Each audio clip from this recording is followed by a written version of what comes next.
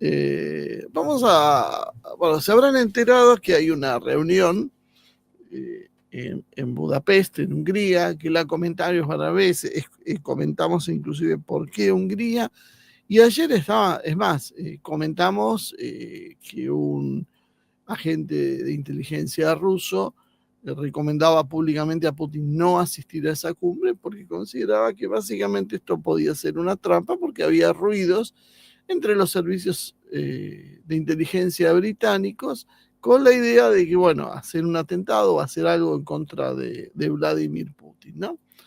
Pero siguen multiplicándose las noticias y bueno, finalmente parece que la cumbre se suspende. Se suspende porque se suspendió la de Marco Rubio primero con Lavrov. Eh, y en definitiva entonces dijimos, bueno, vamos a tratar de explicar qué es lo que hay atrás de esto, para que se vaya entendiendo. Porque si hay algo que hacen los medios de comunicación en general es confundir. No tienen como objetivo instruir a la gente, que seamos conscientes de lo que pasa. Todo es una enorme mentira. El único objetivo que tienen cada uno es traccionar para su espacio político, para sus ideas políticas. Entonces vamos a hacer un análisis, vamos a dividir cómo se ve esto en los distintos lugares y cuáles son básicamente los tres principales intereses. Desde ya les cuento que no hay una participación directa de China, así que no vamos a hablar de China, porque China por ahí sí apoya como una especie de respaldo a Rusia, pero hasta ahí llega, no está involucrada directamente en las negociaciones, tal vez esperando y tal vez alguna vez tome protagonismo en este aspecto. Por ahora lo que vemos es una administración en Estados Unidos donde públicamente Donald Trump dice no quiere una reunión que se desperdicie. Entonces suspenderían esto porque, bueno, básicamente no hay nada para discutir con Putin porque las posiciones son diametralmente opuestas.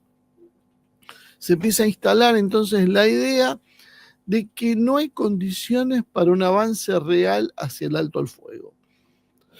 El problema es que Trump, y vamos a ir viendo los intereses particulares de cada uno, Trump necesita mostrar resultados concretos si se sienta con Putin a hablar, como puede ser un cese del fuego verificado, alguna concesión ucraniana o rusa que pueda él presentar públicamente como una victoria. Si no cumple con esas expectativas, básicamente esta foto le representa a Trump más un costo interno que una ventaja. En Occidente, y sobre todo en Estados Unidos, que es lo que más le preocupa, lo pintan a Trump como alguien que es manipulado por Putin. Como Putin es el líder malo e inteligente que manipula a un bobo como Trump. Esto es básicamente la imagen que intenta dar la prensa occidental, que obviamente es prensa que está enfrentada con Trump y que a veces deberíamos preguntarnos por qué la prensa corporativa de Occidente está tan empeñada en continuar una guerra que puede estallar y que puede arrastrar a Europa y que puede transformarse en una guerra nuclear. Es por lo menos llamativo, ¿no? Que uno imaginaría que la prensa mínimamente haría llamados a la paz, no a la guerra, porque ellos censuran y ponen todos los obstáculos posibles para que el plan de paz avance. Esta es una buena pregunta también para ir haciéndonos, ¿no? Estados Unidos hoy tiene, o Trump, tiene limitadas las palancas para actuar. Puede prometer o retasear armas a Kiev, pero en realidad no controla lo que Kiev está haciendo. Es increíble, pero hemos llegado a este punto, cuando siempre dijimos, Trump Zelensky es un títere de los Estados Unidos, ahora tenemos que mostrar que en realidad es un títere de un sector de Estados Unidos, de Europa, pero no de Trump. Inclusive hasta los medios demócratas hablan de insultos en la Casa Blanca. La reunión entre Trump y Zelensky terminó literalmente en insultos y algunos dicen que hasta el lenguaje soez de Trump hacia Zelensky. Y Zelensky ahí sigue en sus 13, ¿no? Todo esto nos hace llevar a pensar, bueno, tanto dijimos, ¿Qué es lo que está pasando entonces? Pero no era un títere de Estados Unidos. ¿Cómo el presidente de Estados Unidos entonces no puede ni cortarle la ayuda por completo, ni puede sacarlo del poder cuando pensamos que esto era un trámite para Estados Unidos? Y creo que lo que pasa es que están en el medio la Unión Europea y el Reino Unido. Trump, a diferencia de los demócratas, tiene un problema. No tiene la capacidad para manejar el entramado de ONGs, prensa y hoy diría estudiantados que hacen revoluciones de color, que ponen y sacan gobiernos. Esa expertise que tiene Estados Unidos, histórica, que viene, no sé, desde haber echado a Salvador Allende en Chile hasta los últimos movimientos que han intentado hacer en países que en general rodean la zona de seguridad de Rusia, ¿no? Los hemos visto intentar hacer revoluciones de color prácticamente en todos los países que son la zona de seguridad de Rusia, como decíamos, y también de China, ¿no? Pero Trump parece que no tiene esa capacidad. Parece que quienes manejan esos resortes son enemigos de Trump y no los están poniendo a disposición de Trump. Si no, no logramos entender por qué Trump nos saca de encima a Zelensky y pone un gobierno un poco más dócil que acepte el plan de paz y no tenga que estar a los gritos en la Casa Blanca. A todo esto, hay otro jugador en Europa que es precisamente la Unión Europea. Y cuando hablamos de la Unión Europea, hablamos del núcleo Bruselas, Berlín, París. Ellos están muy inquietos tal vez con esta situación porque no les conviene, ahora vamos a ir viendo por qué. Y utilizan todo tipo de medios. Por eso cuando yo hablo de los medios para desgastar y cambiar un gobierno, son mucho más sutiles. Por ejemplo, la Corte Penal Internacional, que le coloca ahí un costo simbólico y estamos viendo como algo, un organismo realmente, casi podríamos decir absurdo, hoy propio de otra época, sin ninguna aplicación real, sin ningún margen de autonomía real, lo vemos con las decisiones que toman, se ha transformado en un obstáculo para un proceso de paz de este tipo, simplemente porque tiene una orden de detención contra Putin, lo cual es un verdadero absurdo, pero sin embargo está, ni hablar de las razones de la orden de detención, que bueno, es por el presunto secuestro de algunos chicos ucranianos, que en realidad son más fruto en realidad de una situación extrema de un lugar que está en guerra y que quedan abandonados y que Rusia los ha llevado a su territorio. Podríamos discutir si está bien, si está mal, si hicieron lo suficiente para encontrar parientes del otro lado en Ucrania. Y si en esta situación, con una Ucrania bajo la bomba, sería lógico enviar esos chicos a los lugares que están siendo atacados, ¿no? Pero bueno, la Corte Penal Internacional considera que esto es un crimen de lesa humanidad y ordena detener al presidente de Rusia. Esto es un delirio que está siendo utilizado políticamente. Y así es como juega precisamente el globalismo. Tienen innumerables organizaciones que ellos mismos le han dado un prestigio, porque como ellos manejan la prensa y manejan las organizaciones que se premian entre sí por sus actitudes a favor de la paz y los derechos humanos, ellos crean un consenso de qué está bien y qué está mal, y en función de eso después toman medidas de este tipo. Y estas son las herramientas que utilizan para luego, entre otras, golpear la credibilidad de un gobierno, desgastarlo, sacarle grupos de estudiantes a la calle, mezclarlo con agentes provocadores y terminar haciendo una revolución de color. Otra vez parecería que los sectores de la Unión Europea no quieren la paz, ¿no? Europa tiene una larga historia de no querer soluciones pacíficas y mucho menos una solución que se pueda dar cuando ese proceso lo encabece Donald Trump y Víctor Orbán, que es la oveja negra de la Unión Europea.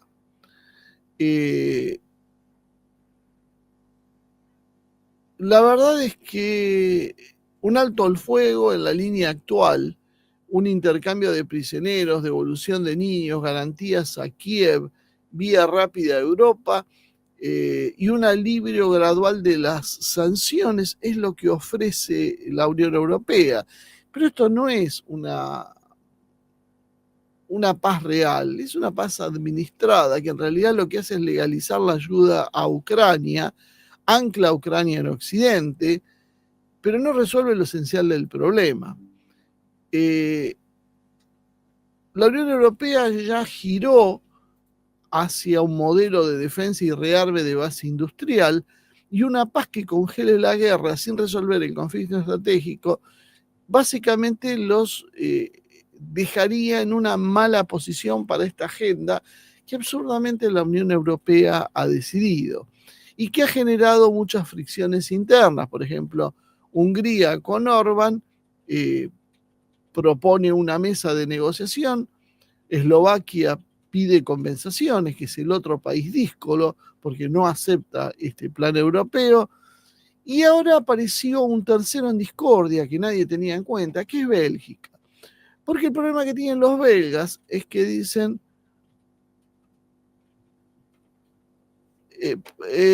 porque dicen ellos que en realidad si se produce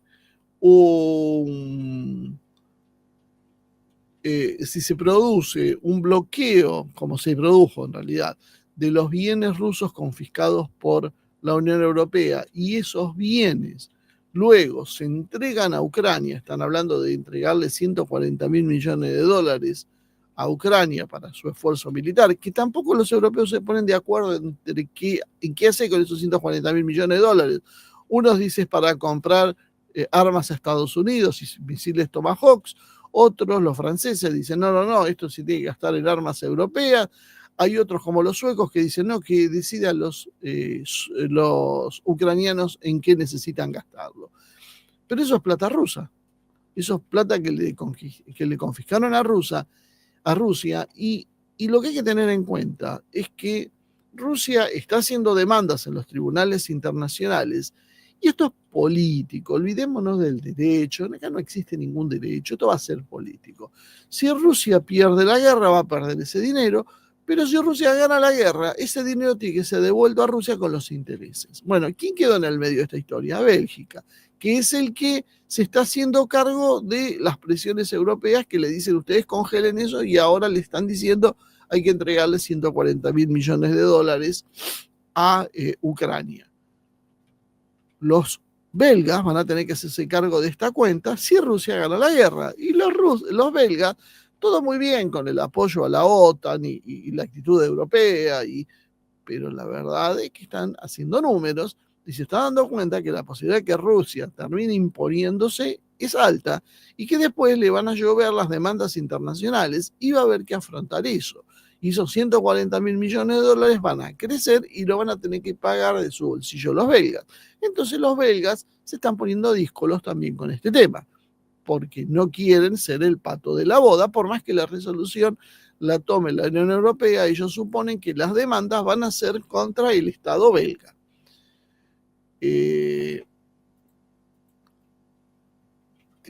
Esto es dentro de la Unión Europea. Fuera de la Unión Europea tenemos al Reino Unido, que, como ustedes saben, es influyente. Londres presiona contra las concesiones de Moscú. Cualquier concesión a Rusia, el que se va a oponer va a ser Londres, impulsa planes cada vez más exigentes para apoyar a Ucrania y mantiene participación militar e inteligencia en territorio ucraniano, también con un marcado protagonismo. Funciona de alguna manera como una especie de elevador de costos, donde plantea que las fórmulas que se intentaron aplicar en Minsk, Estambul y ahora en Budapest sean demasiado costosas para Rusia. Es decir, si, por ejemplo, Hungría pone la mesa para que se siente Rusia a negociar, lo que le quiere cobrar Londres es un cubierto demasiado caro y que Rusia no esté dispuesto a sentarse. A todo esto aparece también Kiev.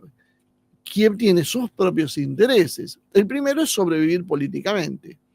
Ellos no pueden aceptar la retirada del Donbass, no pueden hacer concesiones territoriales, porque todo esto es el suicidio político de Zelensky y de su camarilla.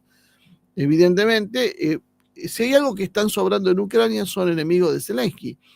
Están esperando solamente una razón para hacerlo, y esa razón sería que Zelensky ceda territorios.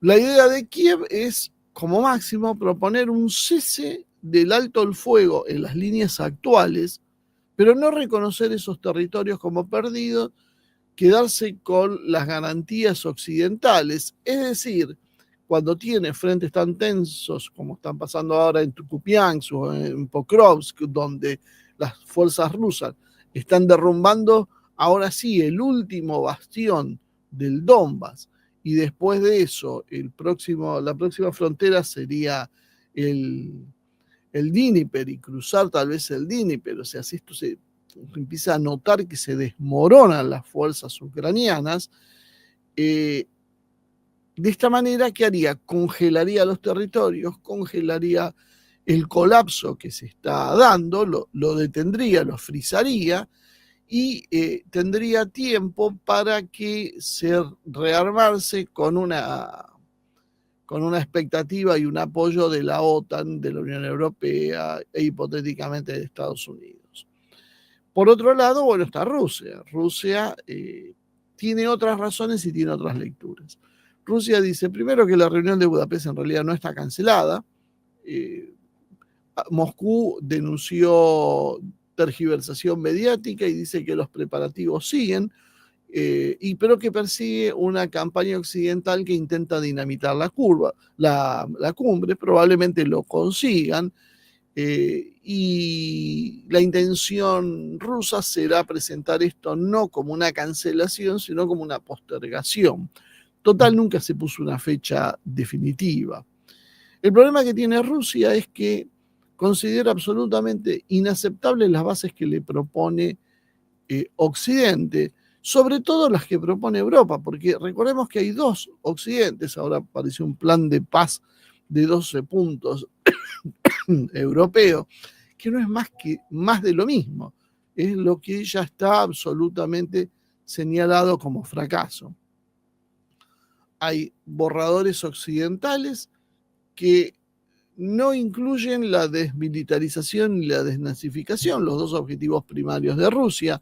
Exigen la devolución de esos niños que estábamos hablando, cosa que todavía no se han puesto de acuerdo. Hay reparaciones encubiertas. Ellos hablan de reparaciones, básicamente tomar los activos para la reconstrucción de Ucrania, y esto le corresponde al perdedor, no al ganador. Y además hay un desconocimiento de los territorios que ocupa Rusia hoy, que ha incorporado a su constitución, incluyendo Ucrania, incluyendo Crimea, lo cual básicamente en Moscú se lee como una capitulación en toda la línea, solo que no explicitada como, bueno, nos rendimos, pero básicamente sería el rendimiento ante Europa. Además, hay un tema de timing, ¿no? El momentum táctico hoy es favorable, sin ningún lugar a dudas, a Rusia, porque están avanzando las tropas rusas, se está desbandando el ejército ucraniano, la OTAN no consigue frenar esa desbandada, y congelar hoy es básicamente darle un respiro a un Kiev que ya está agonizando. Rusia además señala a Londres como el principal actor sistémico antitrato, es decir, desde Estambul del 2022 hasta ahora, Londres ha venido tratando de dinamitar cada una de las iniciativas de paz. Esto así se ve así en Rusia, y entonces, si está Londres dentro de cualquier propuesta, simplemente no hay ninguna garantía de que esto se pueda cumplir. Rusia ve a Trump como alguien que está sufriendo muchas limitaciones, que no puede contener a Kiev, ni a la Unión Europea, ni al Reino Unido, pese a los discursos, porque Trump se ríe mucho, habla mucho, hace mucho gesto a su base electoral, que dice, es súper poderoso, todos se hincan de rodillas ante Trump, pero la realidad después, cuando uno ve la letra chica, es que no consigue avances. Y tanto Kiev como la Unión Europea como el Reino Unido siguen desafiando las políticas de Trump. Una cumbre en estas condiciones solo va a exponer a Moscú a una narrativa de intransigencia rusa sin contrapartidas. Es decir, los que dicen no es el momento para negociar, estamos ganando, no nos ofrecen absolutamente nada, lo que nos ofrecen es que aceptemos la derrota y paguemos los costos.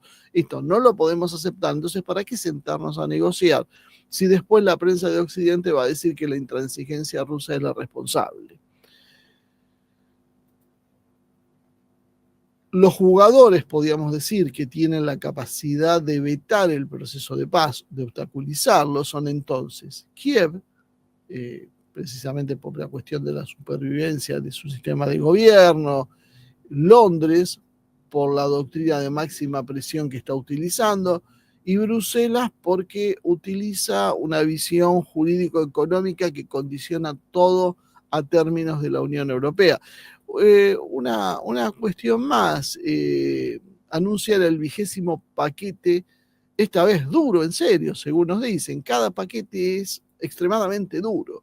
Cada paquete es el 20º, 20 paquetes de sanciones que anuncia Europa, y parece que no entendió von der Leyen que no pasa por ahí, que por más paquetes ya no hay más que anunciar, están girando alrededor de lo mismo. Esos son paquetes que la verdad no le hacen ni cosquillas a Rusia. Rusia hace rato que ya entendió cómo es el juego, reorientó su economía hacia otros lados, y lo único que hace es seguir agregando clavos en el ataúd de una hipotética avance de paz o entendimiento con Rusia, cada uno de estos absurdos paquetes, que después aparte Europa condiciona, bueno, hay que hacer una serie de acuerdos, pero las medidas las vamos a ir levantando muy gradualmente. Los rusos se ríen y dicen, sí, pusieron 20.000 sanciones y nos van a levantar de a una por año. Y encima ellos aclaran a los europeos que las cláusulas son que cualquier incidente que produzca Rusia, automáticamente se reinstalan todas las sanciones. Los rusos dicen, no van a pasar ni 5 minutos para que los ucranianos generen un incidente y lo usen como excusa para volver a aplicarnos todas las sanciones. Entonces, ¿qué es lo que gana sentándose a hablar Rusia y Putin? Moscú tiene como líneas rojas mantener primero el estatus de los territorios ganados y obtener garantías de seguridad reales, que esto en Occidente no se habla, se minimiza, se le da un papel secundario, pero para Putin es absolutamente importante, lo ha vuelto a repetir ahora. ¿Para qué hablar si no me van a garantizar la seguridad? Si todo esto se va a remitir, hagamos un acuerdo de paz en el momento, congelemos la línea de frente. ¿Y qué ganamos con esto? Que se rearmen y la guerra siga, porque en realidad esta guerra tiene otras razones que tienen que ver con la seguridad de Rusia. Washington también tiene sus líneas rojas, tiene que hacer un acuerdo que sea vendible para que Trump diga, yo conseguí la paz. Si no, se desgasta y no obtiene nada a cambio. Lo mínimo que exigiría por Rusia sería básicamente que le reconozcan estas tierras nuevas, tal vez esté dispuesto a algún tipo creativo, pero que esto se define así. Bueno, los territorios capturados son de Rusia, se limite el rearme ucraniano, que la OTAN no esté dentro de Ucrania, por lo menos no cerca del Dnieper, seguramente no en toda Ucrania, alivio de sanciones considerable y la devolución de los fondos. O sea, fíjense que están en las antípodas lo que uno pide y lo que el otro ofrece. Porque Estados Unidos, el conjunto de Occidente, no pone nada arriba de la mesa que legitime la soberanía rusa sobre esos territorios. Entonces Rusia lo considera esto como algo innegociable y el resto le dice de eso nada. Además, las sanciones las condicionan a los resultados posteriores, cosa que, como decíamos, Rusia no acepta. Entonces, de esta manera, es lógico que la cumbre de Budapest se termine desmoronando porque no hay incentivos, porque Kiev y la Unión Europea quieren estirar la guerra, porque tienen distintas razones, pero como vimos, Kiev necesita mantenerse en el poder y cualquier negociación derrumbaría a Zelensky de la presidencia. Y por otro lado, la Unión Europea necesita tiempo para reacomodar sus industrias, como lo está haciendo. Entonces, supone que estirar la guerra en forma no directa, sin la participación de soldados y sin ofrecer blancos militares a Rusia, es una buena idea para mantener la industria de guerra e ir preparándose para esa guerra sin que Rusia los ataque.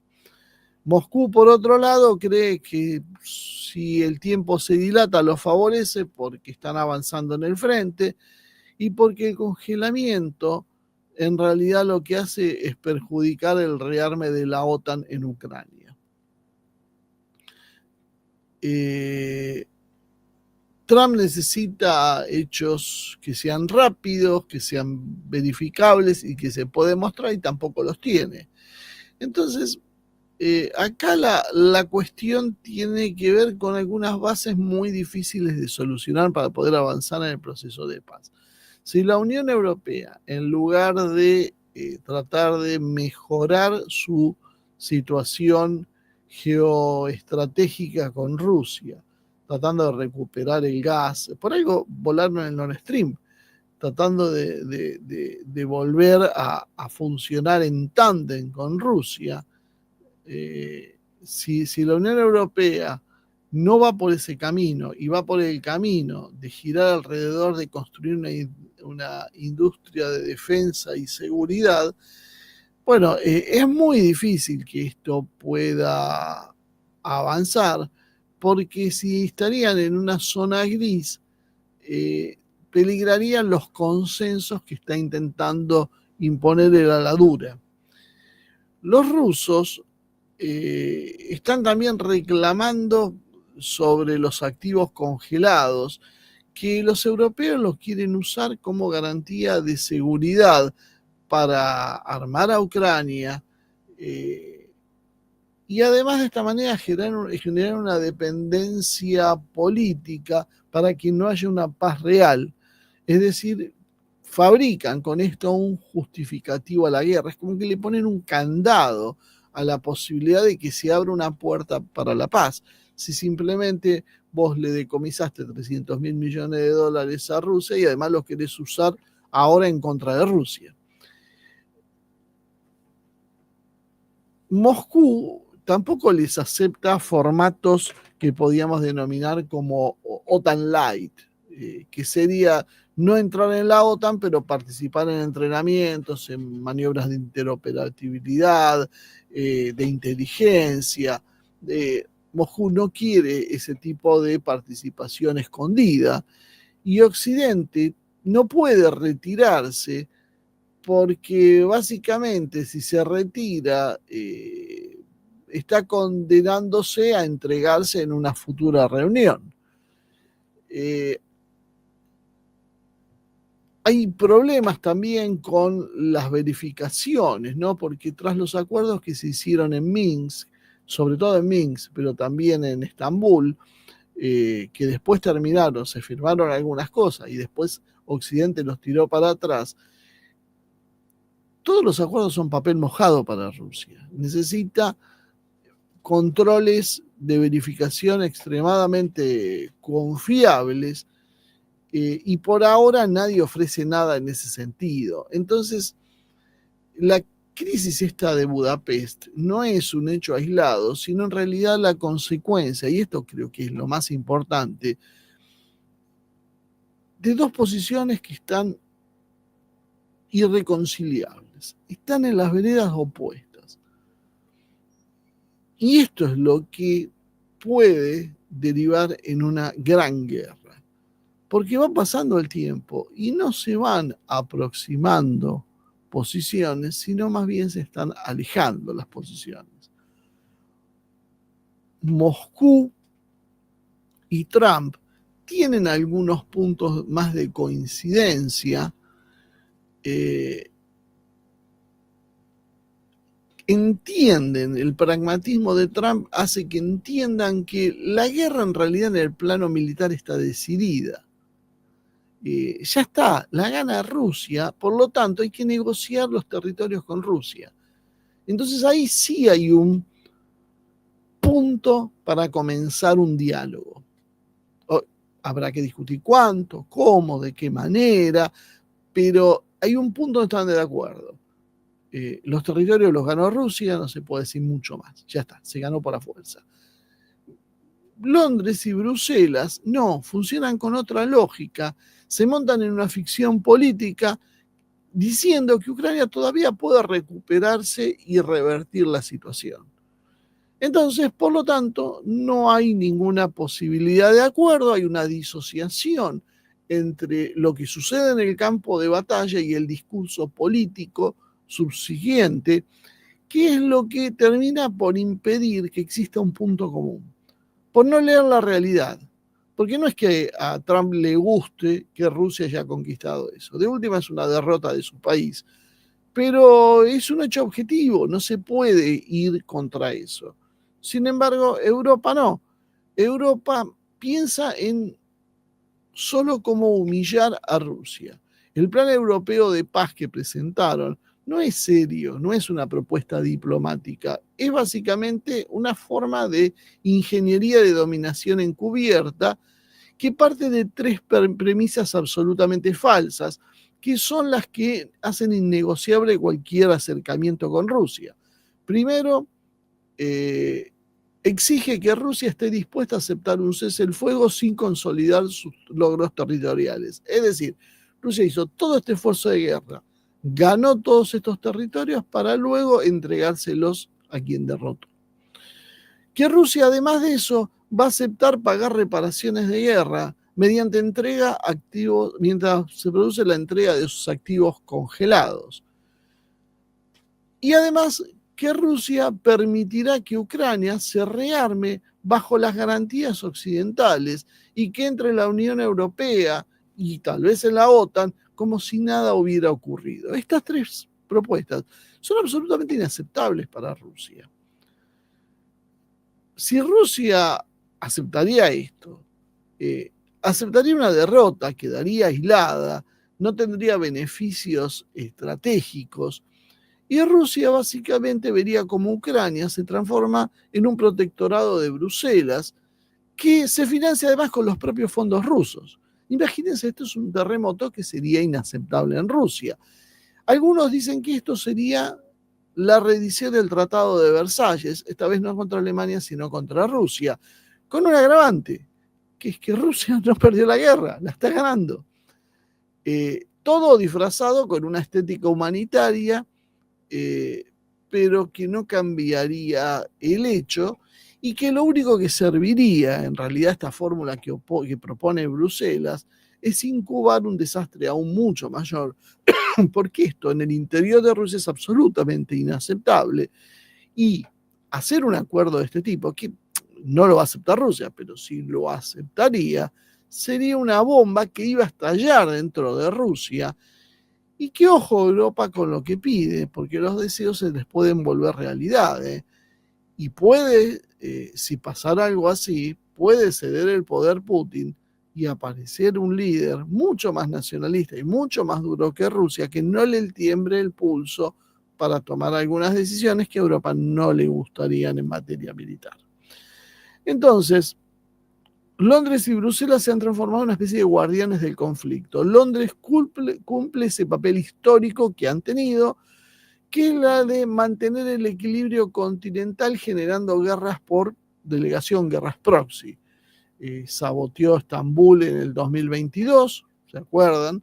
Entrenó comandos ucranianos, participa en sabotaje de infraestructura rusa, como sucedió con el Nord Stream y con Crimea, y manipula la inteligencia europea con un objetivo que no es precisamente la paz, sino tener a Rusia empantanada y desgastada ante la Unión Europea continental. Mientras así consigue edificar un papel de centro moral del atlantismo tras el Brexit. Esto le permite a Londres seguir siendo un centro de poder que ya no debería serlo de acuerdo a sus fuerzas reales. Bruselas, por otro lado, no puede permitirse la paz, como decíamos, porque tiene una arquitectura económica pospandémica que se reestructuró en base al gasto de defensa, la reindustrialización militar y los subsidios ligados al conflicto. Si la guerra terminara, se derrumbaría el relato que justifica el uso masivo de activos rusos, los presupuestos de armamento y la unión política interna basada en el miedo a Moscú, porque el enemigo externo es lo que también creen les está permitiendo mantener cierta unidad ante las diferencias internas. La guerra básicamente se ha transformado en el cemento, en el pegamento que une el proyecto europeo, porque si no se estaba resquebrajando y abriendo. Londres y Bruselas, de hecho, son básicamente los verdaderos soportes, las verdaderas columnas que sostienen el régimen de Zelensky. Washington, políticamente, está siendo un actor secundario, aunque sea el que ponga el dinero y la fuerza. Bruselas ha transformado, con la complicidad de los demócratas, que hasta este momento el centro era Estados Unidos, pero ese centro se trasladó a Europa simplemente porque Estados Unidos sufrió un cambio político con la irrupción de Trump en el poder.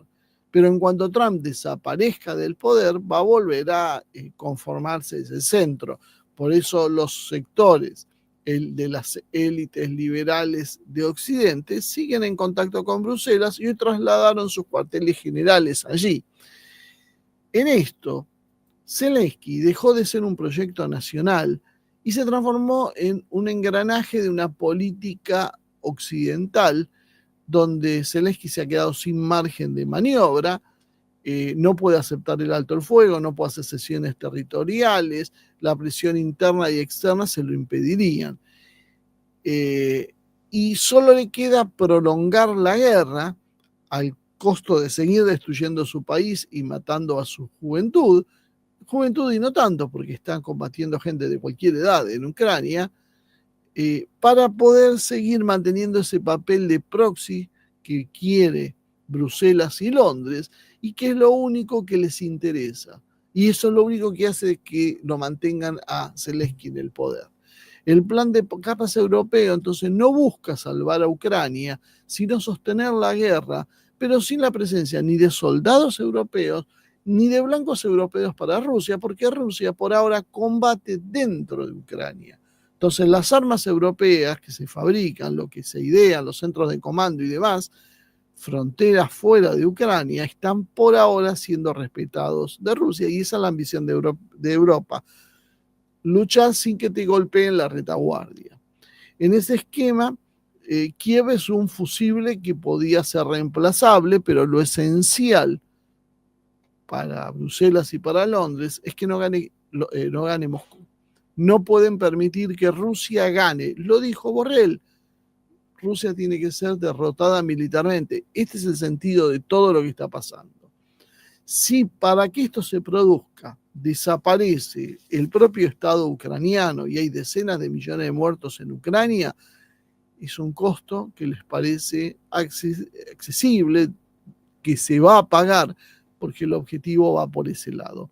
La posición rusa se maneja entonces dentro de un realismo estratégico. Rusia no necesita un acuerdo para consolidar sus logros, el frente va avanzando por sí mismo, lentamente para algunos, pero de forma irreversible. Cada mes que pasa aumenta su control territorial, político y económico sobre las regiones anexadas y muestra la solidez de su economía y de su política de alianzas. Aceptar entonces una paz con Europa equivaldría a congelar una victoria sin haberla ganado, sin haberla cobrado, a cambio de promesas que luego Occidente no va a cumplir y que el Kremlin lo sabe. Por eso ellos mantienen esas tres condiciones inamovibles, que son las que chocan de frente con las europeas. reconocimiento de los territorios, garantía de neutralidad, no OTAN, ni pseudo-OTAN, ni nada que huela a OTAN dentro de Ucrania, y desmantelamiento del régimen militar de Kiev. Es básicamente una paz funcional y no una puesta en escena. Putin no negocia para recibir premios, esto es importante saberlo, sino porque tiene una necesidad muy clara. Tiene que cerrar el frente occidental para poder liberar sus recursos. Trump representa una visión realista, pero menos operativa, porque probablemente su instinto le dice que la guerra no se puede ganar por medios militares occidentales y que la política interna de Estados Unidos le exige que haga un cierre negociado. Sin embargo, no tiene el aparato coercitivo interno para poder forzar al Estado profundo estadounidense. No puede organizar golpes, no puede imponer revoluciones de color, no puede modificar los regímenes que gobiernan Bruselas y que gobiernan Kiev ni que gobiernan Londres. Tiene la resistencia interna del Pentágono, de partes de la CIA y del establishment diplomático. Sus propios aliados europeos lo boicotean abiertamente, como es el caso de Starmer, de Kaja Kallas, von der Leyen.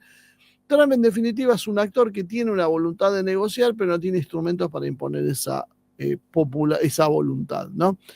Y su margen de lograr resultados es bastante acotado porque necesita ese bendito alto al fuego, por eso reclama tanto eso. Pero si Rusia, por un lado, no se aviene a cooperar o Europa deja de interferir, la cosa es muy, muy difícil que avance. Dentro de eso, bueno, está Hungría, dentro del Frente Europeo, y Eslovaquia, que muestran que hay otra Europa también que subyace. Hay una Europa burocrática y servil alineada con Londres, y hay otra pragmática que ve como una guerra, la guerra como un suicidio económico y civilizacional, pero por ahora es minoritaria, aunque crecen las fuerzas en Alemania, en Francia, de partidos que son euroescépticos y que pueden modificar ese tablero. Rusia gana la guerra, pero Occidente intenta entonces frenar, interferir, como si la paz fuera construida en base a una derrota rusa, y esto es lo que hace que sea imposible de solucionar esta contradicción. Trump y Putin básicamente son los únicos que tienen incentivos reales para cerrar la guerra, que les puede interesar por distintos motivos, por razones internas, y Putin porque necesita consolidarse estratégicamente, y un eventual entendimiento entre ambos abriría una paz fría pero realista, basada en el reconocimiento de zonas de control y límites claros al expansionismo atlantista. Pero Europa no permite esto, porque una paz entre Trump y Putin implicaría el fin del liderazgo moral de Bruselas y Londres, los reduciría a un segundo o tercer plano. Entonces lo que está en juego para Londres y para Bruselas no es Ucrania, sino el orden posterior, y cómo el eje Washington-Moscú dejaría por debajo la coalición anglo-europea occidental. La cumbre de Budapest, en realidad, ya con esto termino, se desmorona porque choca con la realidad del poder. Rusia no necesita negociar desde la debilidad, Trump no puede imponer su visión y Europa no quiere aceptar la realidad que es su derrota. Por lo tanto, Londres y Bruselas mantienen viva la guerra para preservar su influencia, sosteniendo a Zelensky como una pantalla de legitimidad, y el resultado entonces es una guerra que ya carece de sentido militar, porque ya está definida, pero que sigue siendo útil políticamente para quienes están consiguiendo beneficios. Cuando el costo interno, en ese momento, cuando el costo interno en Europa, tanto energético, industrial o social o político, supere la utilidad del conflicto, tal vez ahí Europa se resigne a hablar de una paz duradera. Hasta ese momento, difícilmente Europa deje de financiar la guerra.